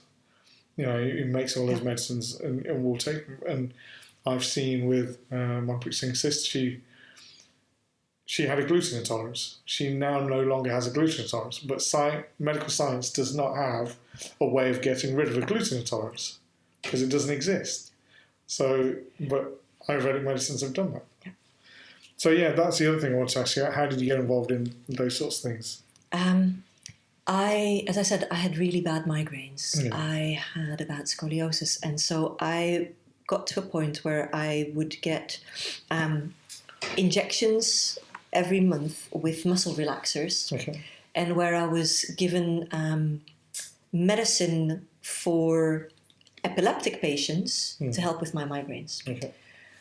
The injections with muscle relaxers were very detrimental. Yeah. The medicine for epileptics that I was taking for my migraine started destroying my liver. Okay. Up until that point, I had a completely limited mindset of Western medicine only. And that was because of the family I lived in. My dad had his own pharmacy down in the basement bit. Okay. We had so much medicine in the house, and he would simply, before I would even see a doctor, he'd be giving me, take this, but it would always be from the pharmacy. Yeah. And I remember as a child coming back home from a doctor's visit, or as a teenager, if we weren't given antibiotics, we would be sent back, or my dad would be on the phone with the GP. Why didn't you give antibiotics? Because that was the only way, the only right way of treating something, right? And even then, GP would try and explain to my dad, you can't cure everything. It does damage when you do that. Viruses that don't work with certain things. Exactly. But that was the mindset. And I lived in that until my liver got pretty destroyed by that, and I had to do something else. And this was alongside my coming into yoga. Part of my yoga training was very much based on Ayurveda. Yeah. So I started studying Ayurveda, not to a deep, deep degree, but enough to be able to help myself. Yeah. Enough to start thinking differently, enough to start seeing, hang on, anything that is pharmaceutical is ultimately taking the active ingredient from a plant and mixing it with other things and now making it synthetic. Yeah. The reason that it was in the plant in the first place surely must mean something. It was there. It wasn't something created in a lab only. Yeah. It came from the plant. And then understanding hang on, the plant combines that active ingredient with many other things that when you take it in that way, make sure you don't get side effects. You don't need to make a synthetic version of it. The only reason to do that is to make money off of it. You can't make money off plants. They grow everywhere. But you can make money off something synthetic. How about we harken back to the plant? Like nature, Maharaj has given us everything. Anything that comes from the plant itself has a deeper working because it makes sure that you got everything you need alongside that particular active ingredient so that your body absorbs it better, so that you don't get side effects. The problem is it often takes a bit longer. Of course it is. And we don't have to take patience. effect, We want to see something work straight away. I'm ill. I don't want to take time off work to let my body get better. I want something that I can take in 10 minutes and I can get back to work. Exactly. That's not how health works. And it was kind of that shift, which was a really big shift for me to make because I'd never looked at health that way. And then I started studying functional medicine, which is basically a way of looking at the entire person, like Ayurveda will also do, but looking at the entire person, so working very holistically, not saying no necessarily to medicines, but realizing if we need to go to medicine, it means we haven't seen the root cause of the problem yet. And so we want to dig deeper. But it's looking at what's going on emotionally for someone. It means you're having long conversations with someone. It's not a 10-minute GP visit. Of course it is. It is, I'm sitting down with you for 2-3 hours and I'm asking you questions about your wider health, your mental health, what's going on in your life, what are the stress factors, what's going on in your relationship, how are you feeling spiritually connected? I'm looking at all of that, which means I'm taking a lot of time with you. Okay, we might have you have blood tests done, and we try to work through supplements, we try to work through acupuncture, we try to work through yoga, through massage. It might be that initially you're still taking medicine, but we want to get to the point that you do not need your medicine anymore. It's a very different way of looking. It's not symptom-based. But where is this coming from? And very often I have people here in Leicester who will say to other people, go and see Japjeet. She'll figure out where it comes from. It might take me longer. So it does mean I'm not giving you a quick fix and you need to be in this for a process. And you might need to make some very uncomfortable changes. Like I'm going to ask you questions that you don't have an answer to straight away. I'm not giving you something that you're better in a week's time. But you weren't better in a week's time anyway. You're just covering up this symptom and it will masking it. It's putting a plaster over the problem. Exactly. So I work a lot, for example, with autoimmune diseases. If you don't understand where an autoimmune disease is coming from, you're just going to have someone develop autoimmune disease after autoimmune disease. You're going to have 5, you're going to have 10. It's just an illness that's not understood in the West at all. But which is very easy to understand from a functional perspective. And it's basically anything that's untreatable in the West, as in this is a... you have a chronic disease. No, you don't have a chronic disease. You just have someone who doesn't understand what you have treating you. You said that with like the intolerance, gluten intolerance. Exactly. You said you can't get rid of it, but we have been able to get rid of it. Of course you can. And the gluten intolerance is often at the base of any of the autoimmune diseases, but you have to ask more questions, you have to revert back and back and back. And so with that comes me, as I was navigating this space of I want to go back to as much plant-based, literally plant-based, not just in my food, but in how I treat myself, but also starting to read labels of all the products I would put in your body. In my body, on my body. What do I wash my laundry with? What do I do my dishes with? Read. If this is not good for aquatic life, deadly for aquatic life, how is that going to be good for me? I am now at a point, if I wouldn't put it on my body, if I wouldn't put it in my body, I'm not putting it on my body. So what about all my skincare? What about my shampoo? What about anything? Hang on, we didn't have all of these industries, beauty industries, until the last generation or so. what is the stuff that we used to use? Everybody would make their own things. Yeah. It's pretty basic. Have apple cider vinegar in your house, have some lemons in your house, have some baking soda in your house, and you can clean anything. Yeah, you can clean anything. And so that's where I started. It's a lot studying, it's a lot self-taught, it's a lot like I want to do this differently. Yeah. Okay, let me then go to study this. Yeah. And so I started making my own dishwasher products, and then we don't have a dishwasher, actually liquid dishwasher. Okay. And then telling people about it or writing a blog about it. And they'd be like, I don't have time to do that. I'm so busy. I don't have time. Yeah, but can you do it for me? And so that started then, okay, I'm now selling that here, there, really small scale. But simply because people ask me, can you make that for me? Yeah. I started making my own toothpaste and my own deodorant. And people were like, oh, can I try that? Oh, that's actually, can you make it for me? Okay. And so that started growing in that way. And it wasn't, I'm going to put out a skincare range. It was more like, what can I do for myself? Personal thing, wasn't it? Very. Yeah. Same with anything really that happens. I end up basically doing something, getting excited about it, taking a picture, writing a Facebook post. Someone asks, can you make that for me? And then I never say no. So I've got another job with it. Yeah, I was about to say you got another one as well, because you make malas as well. That's exactly the story of the malas.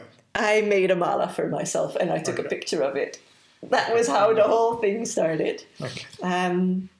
And then someone said, oh, could you make one for me? It's like, sure, I can make one for you. The process of making them is meditative because you're putting a knot after each. The way that people who make malas often describe it is you're unknotting your mind by making a knot after every bead. Okay. So the mental knot becomes... the physical knot that you're placing onto the mala itself. And I never meant for that to become part of the work I do. But people would, after the first mala I made for myself and posted a picture of, I had 10 people saying, can you make one for me? I would like one with that stone. What stone is good for this, and this? And off I go on another research project. Yeah. And basically that's where it comes from. I now have a web shop that has pictures of hundreds of malas I've made, which have all come about that way.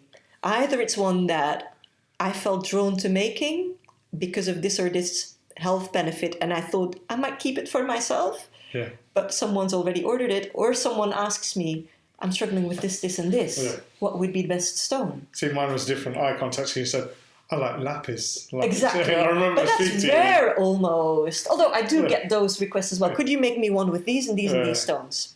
So sometimes it's from people knowing about stones. And it's that whole conversation, how can a stone help you? Yeah. In the way that food helps you. Yeah. Stones are grown in the earth. Yeah. And so they are very condensed nutrients, if you want. Yeah. If you look at Ayurveda uses ground up gemstones as a medicine. Santosh Singh does all that, and they were using pearls, they were grinding pearls, they were grinding other things, and you're like, these gemstones, and they're like, yeah, but you need to use this moti and this and this and this and this happens. You need this much amount of... Yes. And they're like, these all hold properties that are beneficial, but in the right quantities. Exactly. Too much bad for you, too little doesn't have an essence. So. Yes, and when someone asks for a certain stone and I ask them, okay, is there a reason that you're asking for that particular one? Well, because that wouldn't actually be the best one for you, because go with this. Yeah. But so the whole idea, because I get that question very often, it's like, well, stones, shouldn't you put your trust in Maharaj rather than in stones? Don't put your trust in stones, but Maharaj gave us food. Yes, exactly. That will heal certain things, plants that will heal certain things, and deeper into the earth, very condensed in its crust, gemstones that will heal. Well, if somebody was to say that, then you go, well, this has to be soluble. Exactly. Ganga has to be made out of dirt, it has to be made out of wood. You can't have it out of different elements. There's reasons for it. Exactly. Same that you would eat out of soluble, but I use colloidal silver instead of antibiotics. It's Yeah. because silver Silver has helps. antibiotic properties, and we use that until we came with penicillin and Yeah. antibiotics. I'm allergic to penicillin, so that means So, I cannot use most antibiotics out there anyway. They'll kill me. So you start looking for other things. yeah. Stones and male being one of the things around that. I often get just asked, like, can you just not make me a necklace? Like, does it have to be 108 beads, or does it have to... I make them for Muslims, which is 99 beads. But I just want a necklace. I'm not making a necklace. Yeah. I'm making something that Rosary, yeah. I would prefer you to do Simran with. Not just to wear for the beauty of it. I have no control over it if someone orders it from the web shop, but I do think that you will kind of attract it into yourself. I've rarely had those questions, and when someone asks it, I just say no. Like, I'm not making a necklace of this length or a bracelet. There's plenty of other people that will do that. You can go on into Etsy and find loads of people on that will do that for you. But while I end up doing things because people ask, okay, that becomes another area to add on to it, I also have very much my boundaries around what I'm comfortable with. I'm not comfortable with a big social media presence. And that's good, because that's the next question. You can find me on social media, but I'm not one who is going to study the algorithms or make reels. Or it takes me outside of what I feel appropriate for myself. I don't record my yoga classes, like they're on Zoom, and yes, I could build a whole library where people could just click and buy a yoga class. For me, that is something that is, even if it's online, that is it's a personal, isn't it? we meet each other there, and that's where that teaching takes place. So I do put a lot of boundaries around it, which means I'll never get rich from what I do, and I'll always be putting in endless amounts of hours because I don't have an online course that you can buy, or I refuse to do the bracelets or necklace thing side of things, which is where there's more money to be had. And I don't want to do a play of algorithms and a play of reels, and it's just something that doesn't sit right. But I've walked away from so many things coming into Sikhi that I'm very comfortable with feeling for myself what isn't right and what is right. And I know that if I step out of that, because I've been there, there is no end to it. I've been in the place where there is no end to things. I've been in the place where I was smoking, drinking, doing drugs. I've been in those places. I've been in a place of deep depression. I need to have boundaries, just like we have it around us, so that you don't go into those places, basically. But so, yes, you can find me on Instagram and Facebook, but there's little exciting things going on. No, it's not that. The reason why I ask for your social media is because people are going to be listening to this, and they would have heard, obviously, talking about yoga, the closing of bones, how you came into Sikhi, because there will be other people who are walking on that journey and going, I'm not sure, I don't know, I might want to talk to someone. You know, obviously with your homeopathic medicines, the Mars and things like that. And the reason I'm asking for your social media is so those people who have questions or those people who are interested, how can they contact you? How can they follow you? They can find me on Instagram and on Facebook. There's not much exciting stuff happening there. If that's what you'd want from following, there is no influencer stuff happening there at all. But people can find me. My information is out there. My website is where people will find most information. And I am a writer in the sense that, just as with my PhD and all of the research I did, I write a lot. So my pages have a lot of information, which I know in our day and age, people need quick information. That's fair. And with me, you kind of have to read through it or give me a call from there. But there is long explanations because I'm very old school in that my PhD was 600 pages of small print to fit it into 600 pages because my supervisor said, you cannot, for the life of me, go over that because it won't get acceptance. Like, okay, I'll just make my print really small. But that's who I am. As in, I'm comfortable with writing. So what's your website? It's Shunya, so SHUNIYA -yoga. .org. With regards to anything we have said or talked about, is there anything you want to add? Any questions you have for us? I think I've already spoken for so long. No, that's fine. That's a dangerous thing, because I could go on for half an hour about some silly detail again. So that's not a problem. No, as long as there isn't anything that you felt that you haven't had the opportunity to say or whatever. No, I don't think so. I think it covered probably. No, that's fine. Well, probably the questions you had. Like I said, from Flawed and Foolish over here, I just want to say the work that you're doing is fantastic. You're doing a load of stuff, but I think the greater audience needs to be more aware of it. For those people who have questions, those people who have an interest in it, at least they can come and reach out to you. I just want to say thank you very much for spending your time and us wasting your time and being on our podcast and just on this talk, to be honest. Thank you so much for giving the opportunity to talk. No, it's not a problem. Thank you very much. And I just want to say, I just want to leave it with a fateh and just say I'm really grateful for everything. So, Waheguru Ji Ka Khalsa, Waheguru Ji Ki Fateh. Right, now you need to tell us, are there any bits you want us to edit out?